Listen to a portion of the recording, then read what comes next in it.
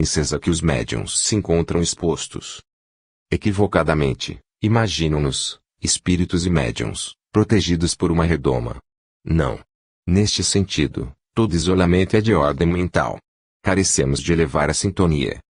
Ponto que, convenhamos, não é fácil. De fato, não o é, Inácio. A transmissão mediúnica está sujeita a altos e baixos, temos dias melhores e dias piores. Nem sempre encontramos o medianeiro em condições ideais. E nem sempre estamos nós em tais condições, argumentei. Mas, se formos esperar por elas, não trabalharemos. Apenas, digamos assim, em ocasiões excepcionais as condições referidas se nos apresentam. É uma pena, pois a tarefa não deixa de ser prejudicada. O que importa é a essência da mensagem e, neste sentido, não temos falhado tanto. A forma literária. Trata-se de um simples detalhe, Inácio. Se a gente pudesse se dedicar com exclusividade, o rendimento seria melhor. No entanto, as nossas ocupações, as que nos dizem respeito e as que nossos intérpretes, não nos permitem. Falta-nos, Odilon, no meu entender, um pouco mais de memória.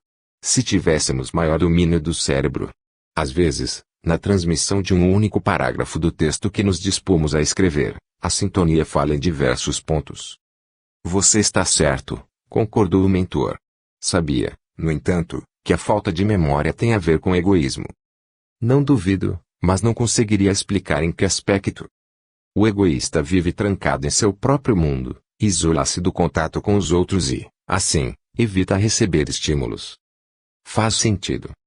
Nosso cérebro se desenvolve a partir dos estímulos que recebe. Se fugirmos à vida de relação, à convivência com os semelhantes e nos tornarmos indiferentes. Quer dizer que o centro da memória também tem a ver com a prática da caridade? Exatamente, a caridade nos expõe aos referidos estímulos do mundo exterior. Aprendemos a sentir a dor do outro como se fosse nossa. Os nossos sentidos físicos se desenvolveram a partir de estímulos de natureza física. Por exemplo, se taparmos um dos olhos de uma criança recém-nascida por 30 dias, impedindo-a de receber o estímulo da luz, a visão daquele olho, em toda a sua vida, jamais seria igual à do que ficou exposto à claridade. Os nossos sentidos espirituais carecem de estímulos espirituais para que se desenvolvam. Quer dizer que melhor memória não é só questão de treinamento. Em termos de mediunidade, não, ou, sendo um pouco mais abrangente, em termos de sensibilidade. Não adianta acumular informações, sem saber utilizá-las. Decorar palavras não significa memorizar-lhes o conteúdo ou conhecer-lhes o significado.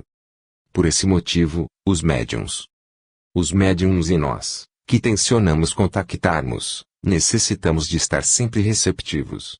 O egoísta não se predispõe a receber, porque não aprendeu a doar. As flores que não se abrem dificultam a própria polinização. A mente do Criador é inteiramente aberta à criatura. É identificar-lhes todos os pensamentos. Seremos melhores médiuns. Quando formos mais solidários. Portanto, não basta que o médium tenha cultura. E nem que seja assistido por espíritos intelectualizados. O melhor exercício da mediunidade é a prática do bem. Perfeitamente, Inácio, o estudo esclarece, a caridade engrandece. Quando o homem não for egoísta, e seu cérebro naturalmente se ativará e ele, então, entrará em mais profunda sintonia com a vida. E não será incomodado pelas mentes perturbadoras? Não, porque não mais guardará a mínima afinidade com elas. Em trocados em miúdos, eu me queixo da falta de memória na mediunidade e, ao invés de me prescrever um fosfato para o cérebro, você me recomenda fazer caridade? Inácio, o diagnóstico não me pertence, mas, sim, a Jesus Cristo. O cérebro do egoísta funciona em regime de circuito fechado. Para que sejamos mais receptivos e ocupemos áreas inexploradas do cérebro, precisamos tomar a iniciativa de nos entregarmos. Mas, de modo geral, os médiuns são bastante caridosos. Estão começando agora, de modo geral, todos estamos começando agora.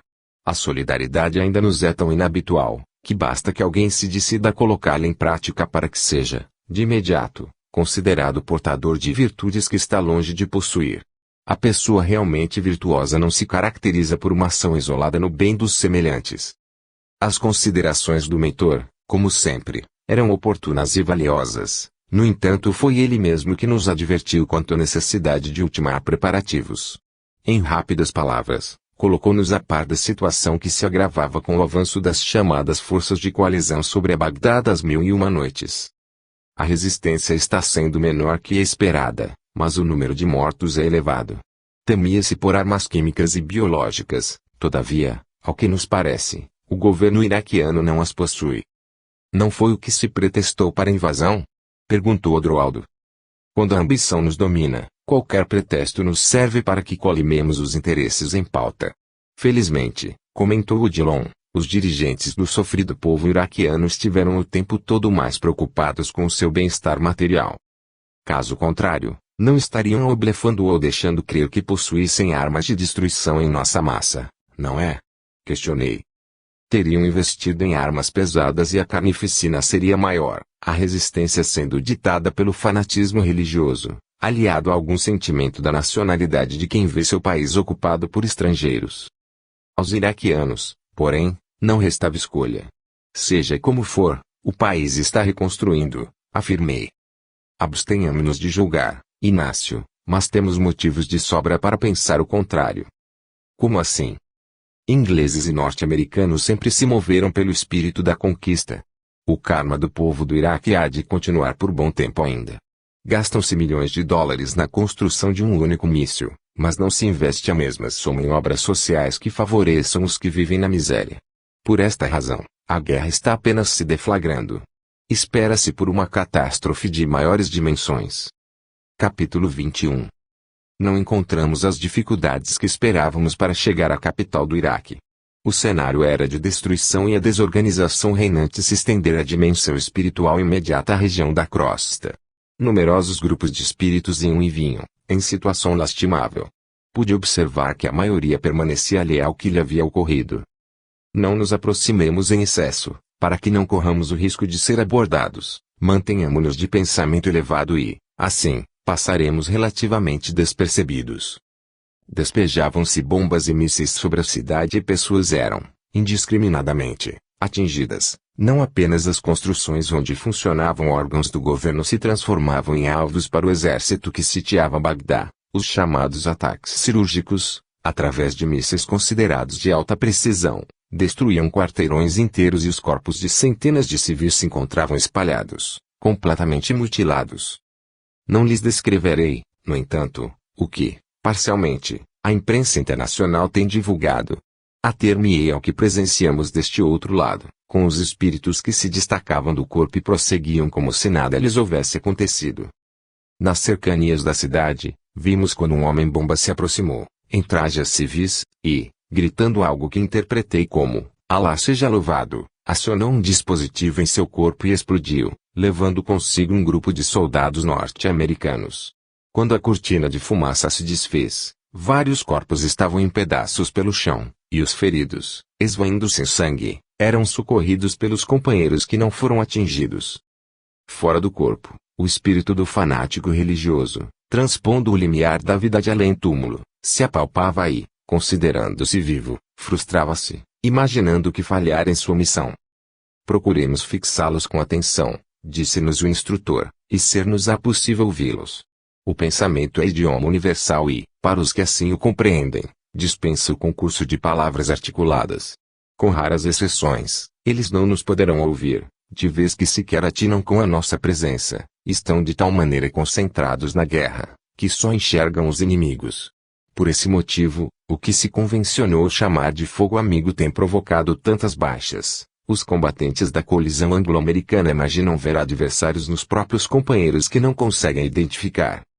Ao invés do paraíso, ganharei o inferno, lamentava-se a entidade, que tentava colocar-se de pé.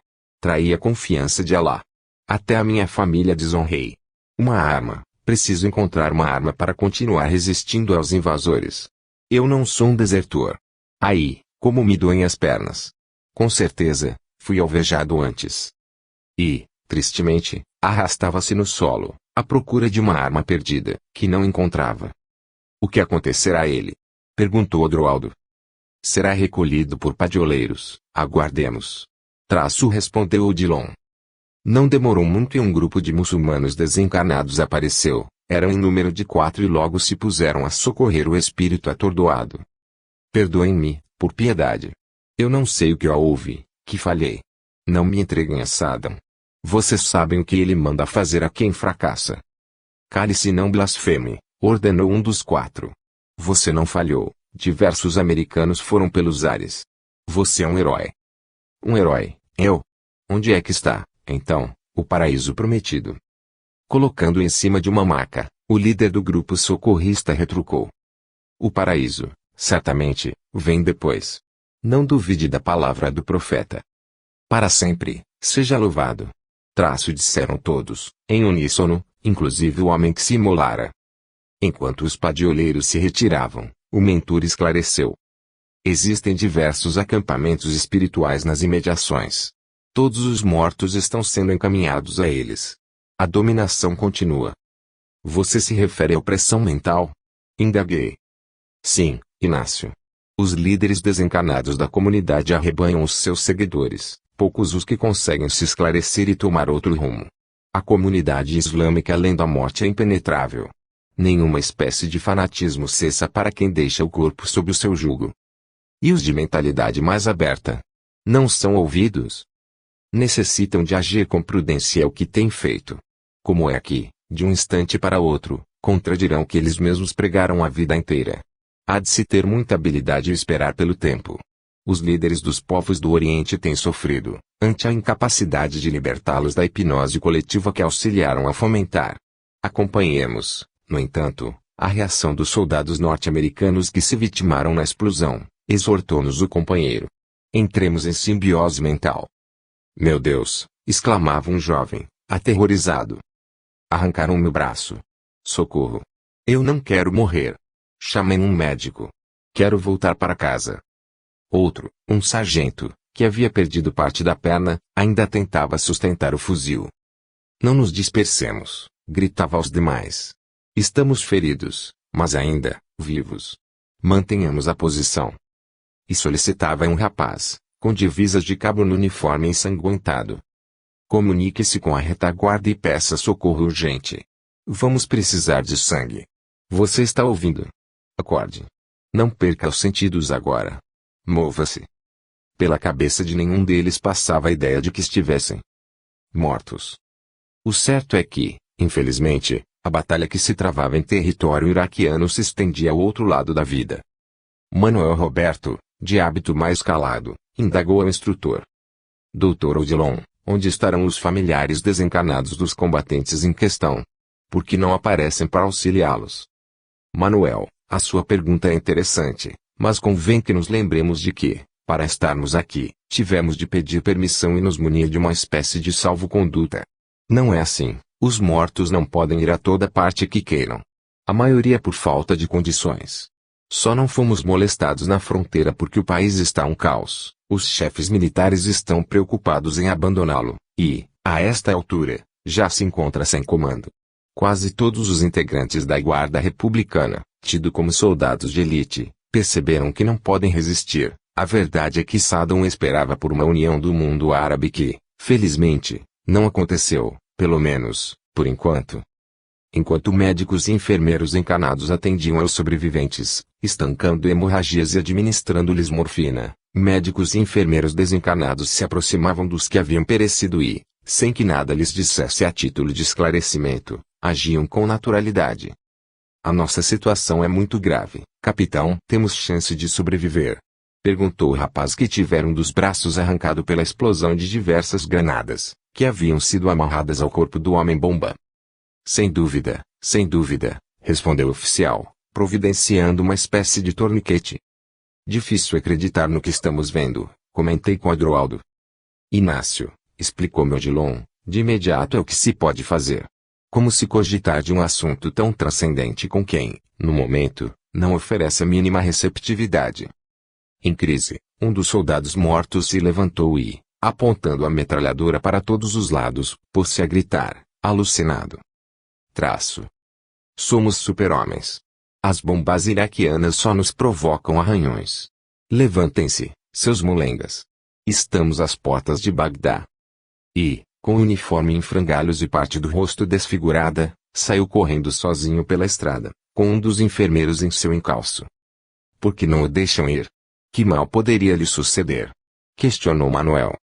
Tomando a liberdade de responder ao companheiro, falei, refrescando-lhe a memória. Quantas vezes, você mesmo saía correndo pelas ruas, atrás de internos nossos que pulavam o muro do sanatório, lembra-se? A rigor, Manuel, observou Odilon, mal algum poderia lhe suceder, o mal real não existe. No entanto, o seu espírito poderia ser feito prisioneiro. A responsabilidade de um pai em relação ao filho, ao contrário do que se passa, não cessa com a morte. Do filho? Indagou Adroaldo. Do filho ou do pai? Eu sei bem ao que o senhor se refere. Toda nação tem um governo correspondente no mundo espiritual. Os soldados desencarnados das tropas anglo-americanas, feitos prisioneiros de guerra pelas milícias muçulmanas do além, e vice-versa, terão que ser resgatados. Capítulo 22. Caminhando pelas ruas da cidade, percebemos que os espíritos se misturavam com o povo e muitos se comportavam como se, de fato, estivessem em estado de guerra. Vários pensamentos me acudiam ao cérebro ao mesmo tempo. Sem nada dizer aos companheiros que, certamente, se encontravam tão surpresos quanto eu, meditava naquela situação, tentando compreender como é que o homem podia descer a nível tão baixo, esquecendo-se completamente de sua destinação espiritual. Convencia-me, cada vez mais, de que a imperfeição é uma doença da qual a criatura se encontrava sob severo tratamento, entre alguns períodos de melhora e recaídas. De maneira geral, os combatentes, envolvidos na guerra, só se lembravam do Ser Supremo para pedir-lhe proteção contra o inimigo, esquecidos de que o inimigo também orava ao mesmo Deus. Em quase nenhum deles, surpreendíamos os pensamentos de transcendência. Os soldados da coalizão, que já realizavam incursões na periferia da capital iraquiana, beijavam medalhas com a efígie do Cristo, que traziam dependuradas ao pescoço, e os muçulmanos, por sua vez, proferiam jaculatórias, Allahu Akbar. O Allah Akbar. Allah é grande. Já outro portava consigo, junto ao peito, diminuto exemplar do Corão, acreditando que semelhante providência o livraria da artilharia do adversário ou, então, lhe serviria de passaporte para o paraíso. Penalizava-me ver aqueles irmãos equivocados a ignorarem as realidades da vida além da morte. Quantas existências ainda teriam, no corpo, para despertarem? Como a religião formalizada era capaz de manter sob hipnose milhões e milhões de espíritos. Se conhecessem o espiritismo, seguia pensando, todos os valores pelos quais lutavam com tanta ferocidade careceriam de sentido. Jesus Cristo peregrinara pelas imediações, estivera tão perto daquela gente, no entanto, jazia esquecido em suas lições libertadoras. Os judeus o consideravam, inclusive, abaixo de Moisés, que os libertara da escravidão no Egito. E os adeptos do islamismo igualmente não o nivelavam a Maomé, que pregara e incentivara a chamada Jihad, Guerra Santa, como justificativa para se propagar a fé. Para muitos, Jesus não passava de um dos muitos profetas da raça, mas estava longe de ser o Messias. Quanto tempo a mensagem da cruz levaria para ser compreendido? Por outro lado, enquanto os aviões e lança-mísseis davam sequência a implacável bombardeio, atingindo, indiscriminadamente, a civis e militares, prosseguia refletindo traço, nós, os que pertencíamos à civilização do Ocidente e nos dizíamos cristãos, que fazíamos, em termos práticos, para vivenciar o Evangelho. O Ocidente também encontrava-se em guerra, as desigualdades sociais, a corrupção, a violência, a ambição desmedida, a falta de solidariedade, a opressão do forte contra o fraco, a indiferença, a ausência de amor nos corações. Não tínhamos o Brasil envolvido, por exemplo, em nenhum conflito armado com alguns dos países que lhe fazem fronteira, mas vivíamos uma guerrilha urbana em grande escala, que já ameaçava, inclusive, estender-se das capitais ao interior. Facções criminosas se organizavam e enfrentavam a polícia, a periferia, relegada ao descaso pelas autoridades, transformara-se em reduto de traficantes e a corrupção se infiltrara em todos os segmentos da sociedade. Todos clamavam por uma reforma das bases, mas poucos cogitavam de empreender semelhante reforma pautando-a nas propostas do Evangelho. Inácio, perguntou-me Odilon, com o propósito de subtrair-me ao silêncio a que me recolhera, em meio à escura fumaça que tomara conta dos céus de Bagdá, por que você está tão calado? Eu estava pensando. No entanto, meu amigo, não se deixe abater. A duras penas, o homem aprenderá o que lhe convém saber. A vida continua e a lição não se interrompe. A rigor, estamos movendo guerra às nossas ilusões, demolindo as construções milenares de nossos enganos. Sobre a terra, nunca haverá vencidos. Todo o poder é transitório. A era de um ditador está chegando ao fim, e os que o estão derrotando não passam de instrumentos da vontade de Deus. Se, por sua vez, os supostos vencedores de hoje se transformarem em opressores da nação conquistada, haverá quem, mais cedo ou mais tarde, lhes faça conhecer a derrota. Os planos de Deus não vão se alterar e o progresso é irreversível em sua marcha. Na verdade, essas casas em ruínas são feitas de papelão e essas poderosas máquinas de guerra são engenhos de brinquedos. Os corpos dilacerados são roupagens que o espírito despe, sem que a sua essência seja atingida. O que precisa mudar é o sentimento. Enquanto o homem não aprender a amar os semelhantes, ele andará distraído nos caminhos da terra, recapitulando a lição, até que, em dado momento, lhe ocorra um insight espiritual e a sua visão das coisas se modificam. Os iraquianos mortos em combate, muitos deles renascerão na América ou na Inglaterra e muitos norte-americanos ingleses que tombaram no campo de batalha reencarnarão como filhos dos filhos cujos pais pereceram. É assim que funciona. Dói-nos, sem dúvida, ver o sofrimento do povo, toda a vida dói-nos bem mais observá-los em sua ignorância, pois, se a penúria física cessa com a morte ou com providências de natureza humanitária, a ignorância acompanha o espírito e não se resolve de imediato. De quantas vidas necessitaremos, a fim de que nos ocupemos tão somente do que nos interesse para sempre? O homem, que investe em viagens interplanetárias, esquece-se de que a conquista do cosmos começa com a conquista de si mesmo. O senhor tem razão, apartou Adroaldo. Não se trata de indiferença nossa ou de falta de sensibilidade, mas vejamos esses tanques de guerra destruídos, esses veículos queimados, essas sucatas de helicópteros abatidos, esses escombros de construções que vieram abaixo. Um amontoado de pó, nada mais do que isso. Esses aviões, com essas bombas de alto poder de destruição, não passam de insignificantes insetos voadores. Quanto desperdício de inteligência e de energia! Vejamos os espíritos, com os seus corpos luminescentes, deixando o casulo físico, da qual se fosse lagartas que, por fim, se transfiguram. Tudo mudou para eles, a paisagem não é a mesma, no entanto permanecem mentalmente estacionados, como se recusassem a passar ou consentir que o tempo passasse para eles. Há quantos séculos estarão assim? E por quantos séculos assim ficarão? Emendei. O que poderemos fazer com o intuito de acordá-los? Perguntou Adroaldo. Não meçamos esforços para tanto, considerou o mentor, eles não estão esquecidos. Os horrores da guerra, cujas imagens têm sido veiculadas pela televisão, estão chocando o mundo e sensibilizando a opinião pública. Movimentos pacifistas haverão de se multiplicar e pressionar os governos. Os governantes, ironizei. Eu não sei o que se passa na cabeça dessa gente. Vendo-os e ouvindo-os, tenho a impressão de que se consideram mais imortais do que nós, os que já estamos mortos. Raros os que verdadeiramente governam para o povo. Mal assumem o poder, sentem-se como se fossem os antigos imperadores de Roma, ou seja, semideuses. Por esse motivo, Dr. Inácio, aduziu Adroaldo, o filósofo Platão dizia que os governantes deveriam ser poetas e não políticos. Concordo literalmente, respondi. Apenas lamento que, por vezes, os poetas sejam tão pouco práticos. Mas, se ao invés de empunhar o fuzil, Bush e Saddam fossem adeptos da poesia, teríamos flores caindo do céu e não bombas. Restar-nos-ia saber, disse o instrutor, se, em nossa atual conjuntura evolutiva, estaríamos preparados para nos satisfazermos assim. Os governantes também são médiuns e, na maioria das vezes, se fazem intérpretes da média da vontade do povo. A violência que se propaga no mundo é resultado da violência que cada um traz dentro de si. Não nos esqueçamos de que foi o povo instigado que pediu a Pilatos a crucificação de Jesus Cristo. Escolhemos Barrabás, exclamei. O inconsciente coletivo, esclareceu Adroaldo, estudado por Jung, necessita ser levado em consideração. Os pensamentos dissonam uns aos outros e pesam nas decisões de caráter coletivo. Inconscientemente, muitos querem a guerra. Acredito que os iraquianos quisessem se libertar de Saddam, redargui. Segundo estamos sabendo, na cidade de Basra, os soldados americanos e ingleses estão sendo saudados pelas ruas pela população civil.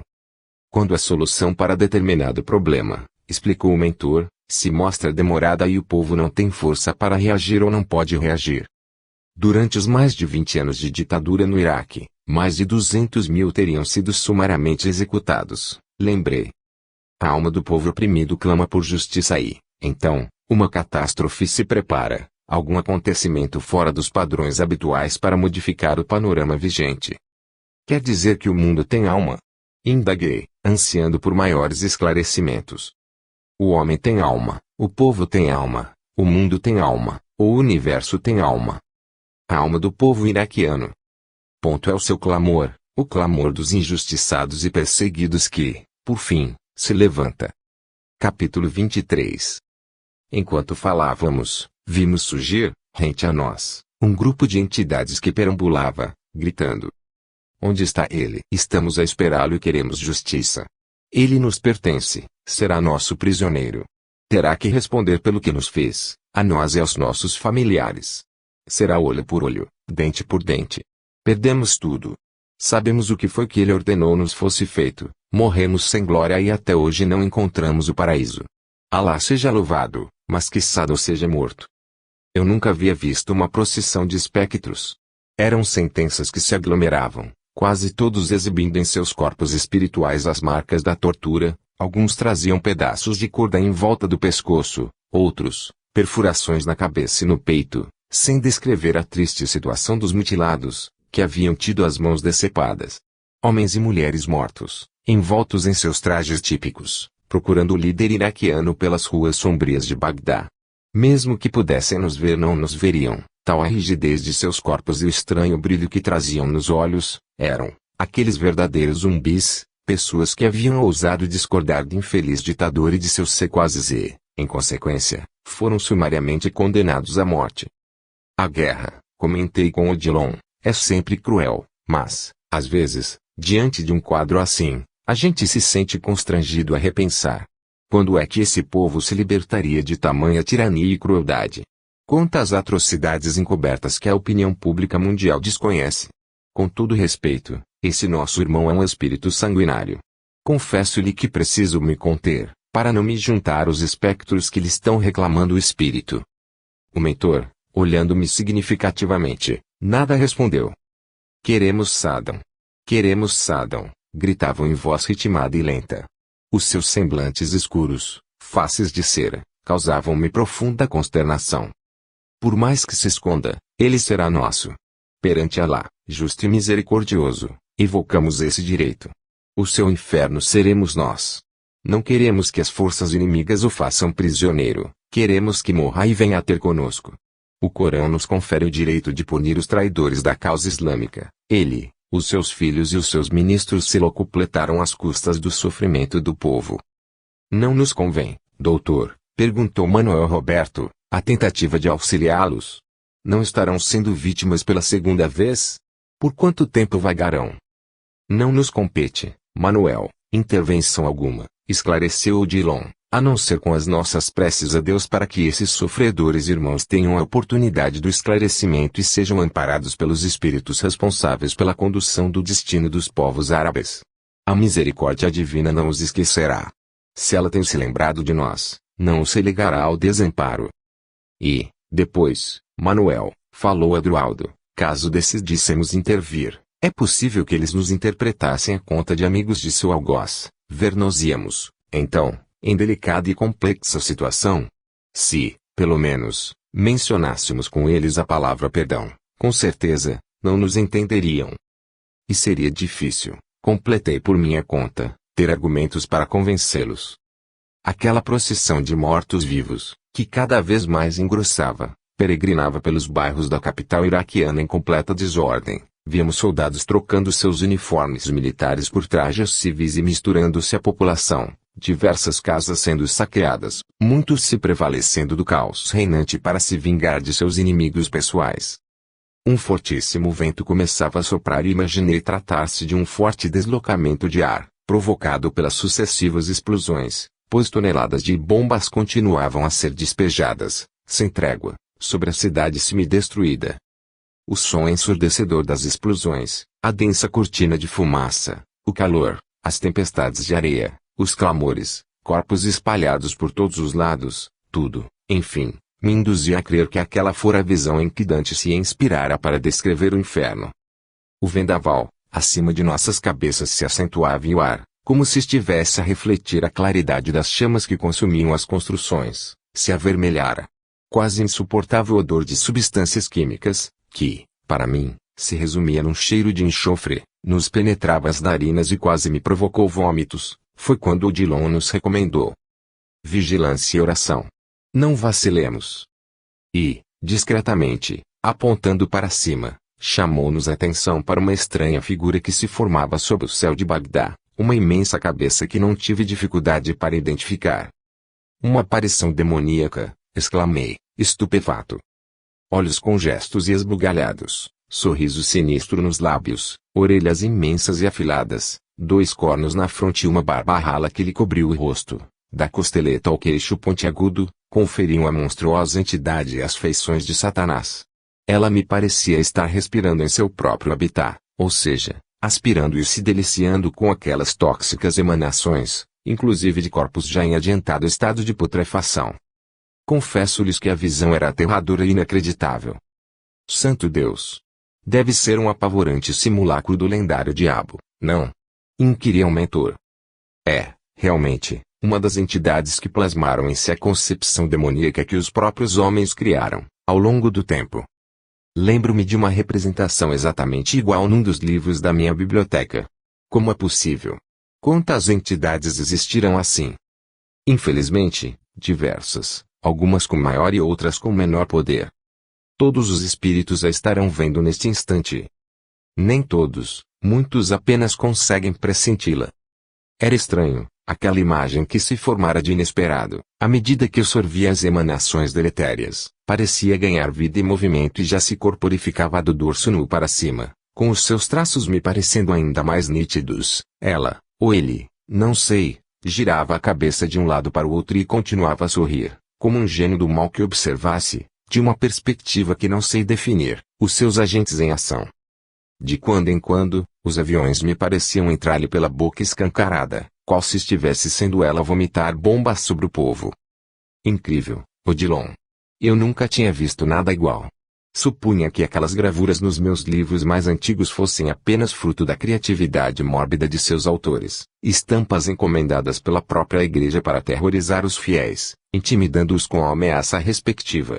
Será que algum dos nossos irmãos encarnados a estarão percebendo? Algum médium por aqui? Qual se tivesse desenvolvendo as suas percepções, o ponto de ver e ouvir muito além de nós outros, o instrutor, com um leve aceno nos convidou a dobrarmos uma esquina e adentrarmos pequena mesquita que ainda se mantinha de pé. Deparamo-nos, então, com um velho sacerdote que, ajoelhado na direção de Meca, de rosto prostrado, orava incessantemente. Ó Todo-Poderoso, dizia ele, com a voz embargada e trêmula, intercedei pelo povo iraquiano. Estamos sendo castigados pelos nossos muitos erros, mas tende piedade de nós. Afastai o demônio. Por Maomé, o profeta, nós vos pedimos, não nos deixeis à mercê de um inimigo mais inclemente que a própria morte. Alá, todo misericordioso, compadecei-vos de nós. Somos um povo temente a vós. Não nos abandoneis às trevas. Afastai o demônio de nossos céus. E, com insistência, beijava o livro sagrado dos muçulmanos, que, dos lábios, erguia à altura da fronte e, sozinho, vestes cobertas de poeira e fuligem, prosseguiu orando. Que sejais para sempre louvado. Somos tão pecadores, que necessitamos de que os invasores venham com armas nas mãos para nos libertar. Auxiliai-nos, ó Senhor de todo o universo. As nossas crianças e os nossos jovens estão morrendo. Libertai-nos, sim, mas tende piedade de nós. Estamos cansados de viver sob regimes de escravidão. Certamente, ainda não pudemos compreender qual é a vossa vontade. Aquele homem de fé inquebrantável deveria contar mais de 80 anos de idade. A sua aparência ascética deixava entrever uma vida de grandes privações naquela humilde mesquita, que as bombas não atingiam. Parece-me que o nosso irmão se encontra numa luta desigual, argumentei com os companheiros. No entanto, aproximando-se, Odilon tocou-lhe suavemente a fronte e, por fração de segundo, o ancião pôde vê-lo, confundindo com a presença de um emissário de Alá. Prorrompendo em soluços, agradecia, de joelhos, erguendo-se e inclinando-se sucessivas vezes. Eu não sou merecedor das vossas graças, ó Altíssimo. Sei que jamais nos abandonastes e nunca nos abandonareis. O demônio não prevalecerá sobre nós, porque sempre estivestes como vosso povo sofrido, irmão de todos os outros povos da terra. Eu agora o sei. Sois o nosso Deus e o Deus de todas as criaturas. Na face do vosso mensageiro celeste, quase ao fim da vida, eu vos pude ver. Sede 1000 vezes louvado. Capítulo 24. Saindo da pequena mesquita, uma grande claridade chamou-nos a atenção nos céus de Bagdá. Olhando para cima, observamos diversos pontos luminosos que se aproximavam e, à medida em que se tornavam mais nítidos e reluzentes, a enorme carranca demoníaca como que se sentia incomodava e encolhia. Virando-me para Odilon, perguntei: que pontos luminosos são aqueles?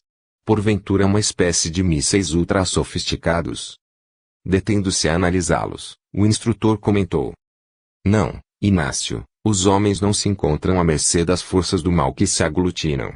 O mundo não está sob o domínio livre das trevas. Se o próprio organismo é dotado de elementos naturais de defesa contra os agentes nocivos à sanidade, a coletividade humana não se encontra desprovida de proteção. Espíritos compromissados com a evolução dos povos do Oriente não permaneceriam de braços cruzados, assistindo, impassíveis, ao desenrolar de acontecimentos tão graves. O que presenciamos, então, foi um embate sem precedentes, digno de ser descrito pela pena do mais exímio autor literário de ficção. A imensa faces, que se contorcia, como que arremessava dardos flamejantes aos pontos luminosos, que se defendiam com poderosos e invisíveis escudos estelares. Adroaldo, tão surpreso e estarrecido quanto eu e Manuel Roberto, diante daquela cena dantesca, considerou: o que estamos vendo faz-me lembrar a famosa tela representando a luta do arcanjo Miguel com o demônio, expulsando do paraíso. A intuição dos artistas sempre captou parcela da verdade universal, esclareceu Odilon. Em todas as expressões da cultura humana, na pintura, na escultura, na poesia, na literatura, etc., existem elementos simbólicos traduzindo a realidade. O mal se opõe ao bem com insistência, desde os primórdios da evolução. As figuras da mitologia não mentem. O Cristo, quando esteve entre nós sobre a Terra, era constantemente perseguido pelas entidades que reclamavam a posse do planeta e, ainda hoje, a reclamam. O confronto militar entre a nação iraquiana e as tropas invasoras talvez esteja prestes a terminar, mas a luta, a transcendente luta do bem contra o mal, se encontra nos seus primórdios e há de se arrastar no orbe ao longo de muitos séculos. Referendo-se aos pontos luminosos que haviam praticamente cerrado a aparição satânica, obrigando-a a recuar e a se desfazer, o mentor considerou: por enquanto, é o máximo que se pode fazer. As forças antagônicas necessitam saber que não se encontra operando sem resistência. Sob várias denominações políticas e religiosas, os prepostos do Senhor estão em toda parte. Há uma disputa por cada palmo de terreno, ou, em outras palavras, por cada alma. Esta guerra que quase ninguém vê, é que dá sustentação àquela que explode com requintes de crueldade no mundo e ameaça de extermínio à civilização. Que espíritos integrariam a falange luminosa sob as nossas vistas? Poderíamos, pelo menos, identificar um ou outro dos seus integrantes? Interrogou Adroaldo. Segundo estamos informados, respondeu Odilon, alguns deles foram destacadas personalidades que sempre lutaram pela paz e, a exemplo do Cristo, tombaram, testificando-a com o próprio martírio, Sadat do Egito, Faisal da Arábia, Indira da Índia, Kennedy dos Estados Unidos da América, Golda Meir de Israel, Diana da Inglaterra, Teresa de Calcutá, Hussein da Jordânia, Gibran do Líbano, Luther King, Mahatma Gandhi, João 23. Muitos deles, perguntei, já não se teriam redimido. Por que motivo prosseguiriam ligados a questões de natureza política? Vejamos, Inácio, a atitude do Senhor, que, sendo um com o Pai, não hesitou em renunciar à divina grandeza para renascer entre os homens. O seu exemplo inesquecível não permite a nenhum espírito acomodação. Para que, afinal, nos redimiríamos? Para olvidar os que sofrem na retaguarda. Quanto mais o espírito cresce, mais se lhe ampliam os horizontes e infinitas possibilidades de servir. Pela causa do Evangelho, seremos chamados, na terra e no mais além, a constantes sacrifícios. Gandhi, por quem sempre nutri grande admiração, aspirava ao não renascimento, ou seja, libertou-se de todos os desejos, lembrando a prescrição budista, tendo o propósito de não mais renascer em corpo carnal. Mesmo um espírito de semelhante estatura, quando deixa a vestimenta física, modifica concepções. A nossa vontade deve ser a daquele que nos criou. Se o Cristo veio, com todo o respeito que nos merece a nobre figura do Mahatma, porque ele não mais haveria de renascer. A sua tarefa de pacificar hindus e muçulmanos ainda não terminou. Diríamos mesmo que está apenas começando. Não podemos simplesmente nos redimir e voltar as costas para a humanidade irredimida. Que tipo de elevação espiritual seria a que nos induzisse a esquecer os mais comezinhos deveres para com o próximo? Deste outro lado da vida que melhor apreciamos a extensão da luta que nos aguarda nos caminhos da verdadeira sese. Perto dele, no entanto, sinto-me um verme rastejante. Os vermes também devem trabalhar, Inácio, e é por esse motivo que estamos aqui. Concordo com você, na condição de vermes, nada somos para cogitar do destino das estrelas. Todavia não nos esqueçamos de que o astro mais brilhante, um dia, não passava de simples grão de areia perdido na imensidão do cosmos. Eu sempre pensei, apartou Adroaldo, que, às vezes, o nome com que passamos a ser conhecidos pelos homens adquire uma dimensão que, em verdade, os nossos espíritos não possuem. Sem que o instrutor tivesse tempo de opinar a respeito da inteligente observação do companheiro, notamos que diversas outras explosões aconteciam próximos à mesquita em que dialogávamos. Os pontos luminosos, alguns maiores, outros menores, não cessavam de se movimentar e se confundiam, sim, com o clarão dos mísseis que eram lançados por aviões, assemelhando-se a estrelas cadentes a precipitar-se da altura, carreando morte e destruição. Para onde teria ido o rosto descomunal que se materializara no espaço tomado pela fumaça tóxica? Para onde se retirara a entidade que, com certeza, permanecia à espreita? Imerso em tais elucubrações, praticamente fomos sacudidos pelo forte deslocamento de ar provocado por uma bomba de alto poder de destruição, que estourara a poucos metros de nós. Corpos dilacerados voaram a grande distância e, então, um fato inesperado aconteceu. O espírito de uma jovenzinha, não aparentando mais que 13 anos de idade, com o abalo de explosão, teve, instantaneamente, as faculdades psíquicas dilatadas e pôde ver-nos com nitidez. A sua casa se fizera em pedaços e os seus familiares simplesmente haviam desaparecido na poeira. Fixando-se em Odilon que, com certeza, de nós quatro fora quem mais lhe chamara a atenção, adolescente, trêmulo e em pranto convulsivo, correu em sua direção e se lhe atirou aos braços paternais, enlaçando-se-lhe ao pescoço. A cena era comovedora e, confesso, não consegui conter as lágrimas, que escorreram, silenciosas, pelo meu rosto semi-coberto de pó. Odilon, acolhendo-a como se ela lhe fora uma neta muito querida, tentava confortá-la, sussurrando-lhe palavras tranquilizadoras aos ouvidos, enquanto lhe alisava os cabelos algo respingados de sangue. Por favor, leve-me com o senhor, pedia a menina, em soluços. Leve-me daqui. Todos os meus familiares com certeza morreram e eu não tenho mais ninguém. A minha casa voou pelos ares. Não deixe que os soldados me façam mal. Leve-me com o senhor. Eu, Adroaldo e Manuel Roberto permanecemos em expectativa. Que faria o mentor, naquelas circunstâncias? De fato, a jovenzinha perdera toda a sua família de uma única vez, nos arredores. Nem mesmo percebíamos vestígios dos espíritos daqueles que haviam sido seus parentes. Qual é o seu nome, minha filha? Perguntou Odilon, com inexcedível ternura. Jamile. O meu nome é Jamile, senhor. Por favor, não deixe que os soldados me peguem. Eu morava com minha mãe, minha avó e um irmão menor. O meu pai foi morto antes de a guerra começar. Eu não tenho mais ninguém. Por favor, leve-me daqui. Acalme-se, Jamile. Ninguém lhe fará mal. Você ficará conosco. Agora, procure se tranquilizar e, se possível, dormir. Eu e os meus amigos velaremos por você. Não se passaram mais de 5 minutos e a pequena vítima ressonava nos braços de Odilon, o qual, então, nos comunicou. Ela seguirá conosco. Se-nos-á permitido apartá-la assim da família? Perguntei de maneira ingênua, ainda penalizado. A família dela agora somos nós, Inácio. Para onde foram os seus? Não sabemos, talvez, mais tarde, possamos localizá-los. Confesso-lhes que, daquele instante, senti uma ponta de inveja do amigo que, de imediato, inspirara confiança ao espírito daquela criança iraquiana morta, que se lhe agarrara ao peito, exemplo de uma flor que, arrancada ao jardim, se colara, de súbito ao tronco vetusto de uma árvore extremamente acolhedora. Capítulo 25. A guerra, sem dúvida, é um dos maiores horrores da humanidade. Representa a precipitação da força das trevas que, por fim, colimam através dos próprios homens os seus objetivos de destruição e de fazer com que a civilização retroceda na conquista dos valores que a emancipam.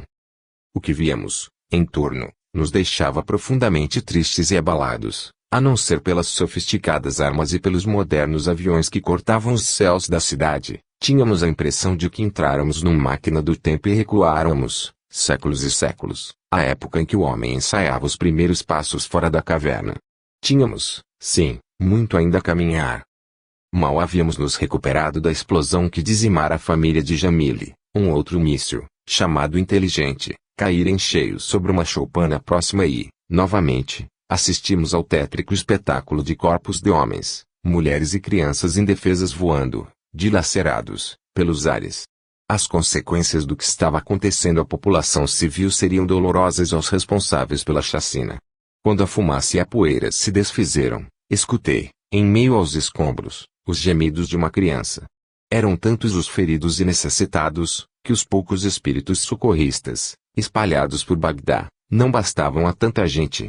Afastando-me do grupo, deparei-me com um quadro que me fez cair de joelhos, rente a um menino que tivera os dois braços decepados e, do tórax para baixo, revelava graves queimaduras, vendo quase inconsciente e esvaindo sem sangue. Agi sem nenhuma prévia consulta ao Dillon, que nos advertira quanto à inconveniência de qualquer espécie de interferência naquela terra onde, afinal de contas, éramos considerados estrangeiros. Debruçando-me sobre o garoto, utilizei ambas as mãos como torniquetes e procurei estancar a hemorragia que o colocara em risco de vida. Não sei explicar-lhes, do ponto de vista científico, a causa de situações extremas de sofrimento e de perigo provocar o afloramento das faculdades medianímicas das criaturas envolvidas em tais processos. Digo-lhes que, como acontecerá a Jamile, a jovem que procurara abrigo nos braços do nosso orientador, em determinado momento da minha ação para salvá-lo, aquele rapaz arregalou os olhos e, vendo-me debruçado sobre o seu corpo, pediu-me, entre soluços: Doutor, não me deixe morrer. O que houve com os meus braços, que não consigo senti-los?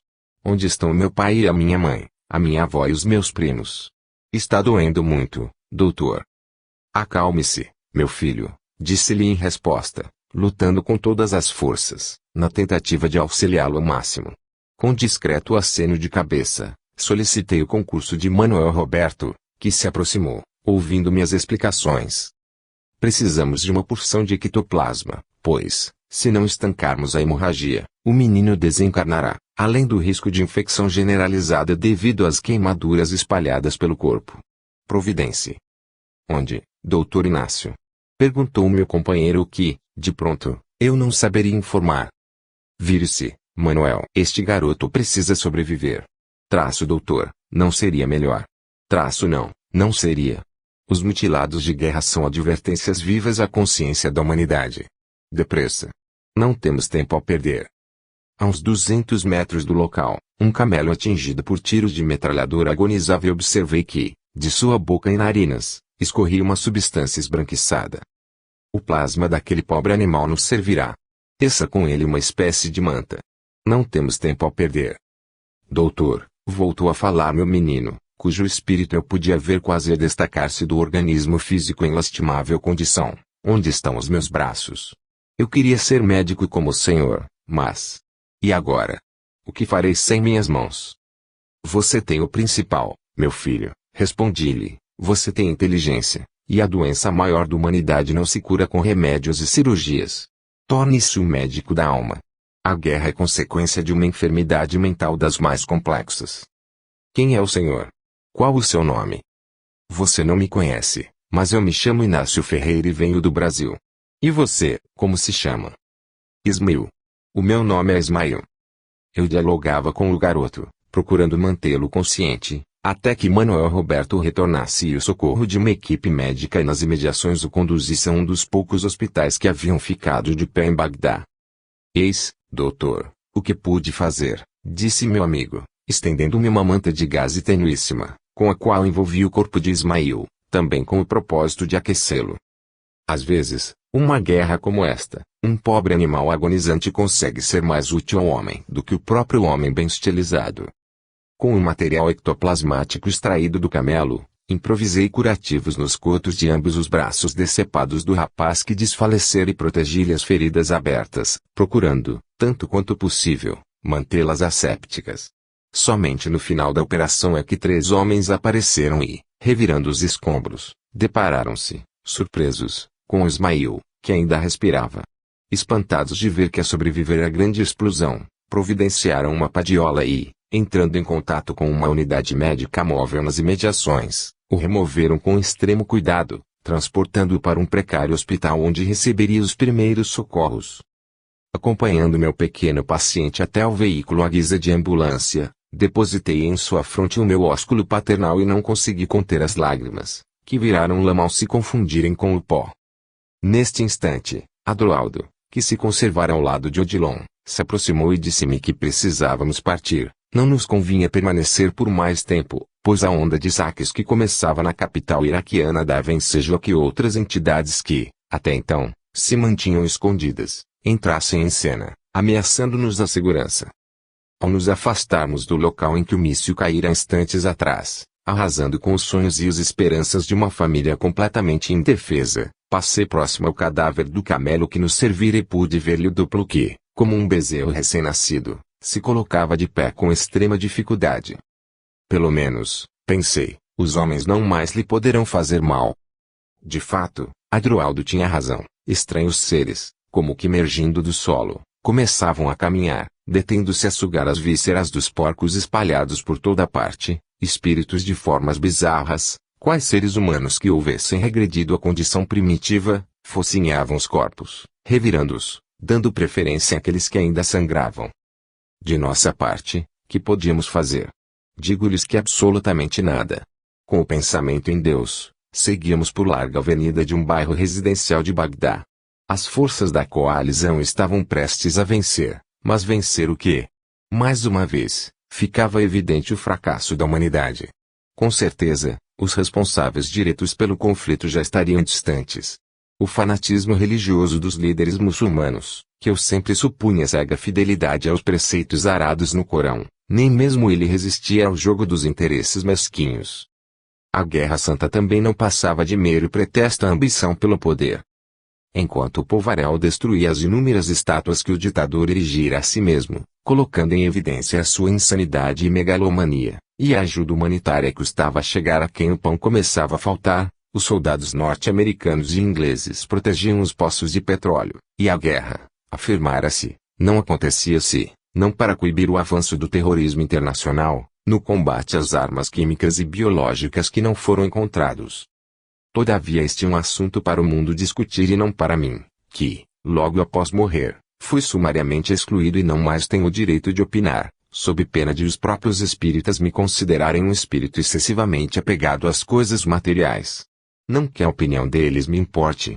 Um dia, eles, esses aos quais me refiro, igualmente deixarão a carcaça e, então, perceberão que o mundo espiritual não é o que querem que seja, em obediência a conveniências de ordem pessoal. Os católicos esquematizaram o seu céu e, agora, os espíritas desejam fazer o mesmo com o mundo espiritual. Surpreender-se-ão. Que ninguém passe para cá, na esperança de encontrar apenas o que está nos livros. Com Jamile nos braços, Odilon informou-nos. Antes de atravessarmos as fronteiras do país, necessito de comparecer à presença de um dos mais respeitáveis patriarcas espirituais do povo iraquiano. E explicou. Não podemos conduzir Jamile conosco, sem o seu devido consentimento. Concordo, Odilon, disse por minha vez o que o instrutor, por elegância, jamais haveria dito, pois, caso contrário, nos acusarão de sequestro. E emendei. Os vivos e não os mortos. Capítulo 26. Portanto, antes que deixássemos o Iraque, dirigimos-nos a extenso acampamento e nos fizemos anunciar. Eram milhares e milhares de barracas instaladas, agrupando entidades que se revelavam em condições de receber adequada assistência nas regiões limítrofes à crosta planetária. Observei que todas elas eram da mesma cor, sobressaindo-se, no entanto, das demais, uma de cor alaranjada que se localizava no centro do acampamento. Os guardiões que nos conduziam afastavam, naturalmente, os curiosos, que se aglutinavam à nossa passagem, tomando-nos, talvez, por norte-americanos ou ingleses, pois que as nossas vestes contrastavam com as roupas que, à guisa de mantos, sempre lhes caracterizaram o antigo hábito de se cobrir. O silêncio reinante e a ordem que imperava entre os que povoavam a referida região no espaço, permitia-nos entrever que a população obedecia ao comando sem maiores contestações. Alguns, inclusive, vendo-nos passar com Odilon carregando uma criança de origem nos braços, chegavam a se inclinar, em sinal de respeito. À entrada da tenda, os guardas, que havíamos deliberado procurar na fronteira, recomendaram-nos que aguardássemos, enquanto um deles anunciava a nossa presença ao líder espiritual daquela gente que, do outro lado da vida, tive a impressão, se mantinha em expectativa com relação ao próprio futuro. O que, afinal de contas, esperavam? Estariam, todos, conscientes de sua atual situação? Se, de acordo com a própria crença religiosa, não admitiam a reencarnação, em realidade o que pretendiam, já que não haviam logrado alcançar as promessas com relação ao paraíso? E, positivamente, a vida após-morte que desfrutavam não podia ser comparada ao inferno. O que se passava na cabeça de cada um daqueles irmãos, que prosseguiam fiéis às convicções religiosas que professavam no mundo? Como seria resolvida tal questão, sem violentar consciências? Parecia-me, ao observá-los, impossível que, coletivamente, conseguissem subir a mais altos planos, visto que, mentalmente, não se habilitariam a tanto. Por quanto tempo se demorariam ali? Alguns, dentre os que mais haviam se aproximado de nós, me davam a impressão de espíritos velhos, com longas barbas e cabelos brancos emoldurados à figura, que exibia profundas rugas no rosto e uma certa melancolia no olhar. Em poucos instantes, o guarda retornou com a permissão para que adentrássemos a grande tenda de couro alaranjada, onde fomos conduzidos à presença do patriarca Amir, que nos recebeu com leve sorriso nos lábios, pedindo-nos que nos acomodássemos nas almofadas espalhadas em semicírculo. Ordenando que os seus assessores diretos nos deixassem a sós, o líder explicou-se, começando a falar. Perdoem-me não recebê-los condignamente. Estou informado de quem se trata e agradeço-lhes todo o auxílio prestado ao povo iraquiano. Sintam-se à vontade. Tomando a iniciativa de falar, o mentor esclareceu. Patriarca. Por favor, trate-me simplesmente por Amir. Somos irmãos e compreendo seus objetivos, disse, olhando-me significativamente, como se estivesse a vasculhar meus mais secretos pensamentos. Amir, esta criança. Jamile, pronunciou-lhe o nome, com a intimidade do pastor que conhece todas as ovelhas do rebanho. Sei de quem se trata. Continue. Esta criança apegou-se a mim. Ponto ao senhor, Odilon, redarguiu, sem que nenhum de nós a ele tivesse se identificado. Sua família pereceu no bombardeio e ela ficou aparentemente sozinha, sentindo-se insegura. Ponto pediu-me que eu a levasse comigo Ponto o senhor apegou-se a ela, como um avô a uma neta extremamente querida. Abraçou-se a minha. Ponto o seu coração abraçou-se ao dela. Quem sabe, senhor Odilon, não tenha sido um encontro casual e que vocês não tenham vindo a Bagdá meramente para acompanhar o que acontece nos bastidores da guerra. Venho pedir-lhe autorização. Conheço os que lhe foram os atuais pais consanguíneos, Ibrahim e Samira. Entre os três nunca existiram vínculos espirituais anteriores. Ibrahim estava sendo treinado por uma facção terrorista e Samira, infelizmente, não lhe respeitava o lar. Ambos devem agora se encontrar vagando nos descaminhos da morte. Eu cuidaria dela, a educaria. Eu sei, senhor Odilon, e é uma pena que igualmente Ismil não pudesse ser adotado pelo senhor Inácio, disse. Deixando-me desconcertado, ele agiu com tanta perícia, ele e o camelo, que as possibilidades de que o menino sobreviva são muito grandes. Afinal, os mutilados de guerra são advertência vivas à consciência da humanidade, não é? Como aquele homem pudera reproduzir, palavra por palavra, o que eu dissera a Manuel Roberto. Eu estava, deveras, impressionado e, confesso-lhes, poucas vezes alguém me causara tanta admiração. Seria Amir um profeta, um telepata de extrema sensibilidade, um semideus? Nenhuma coisa nem outra, doutor, respondeu-me aos pensamentos. Digamos que o meu espírito esteja com o meu povo e que, por causa disso, eu seja dotado, como vocês diriam, de uma faculdade mediúnica.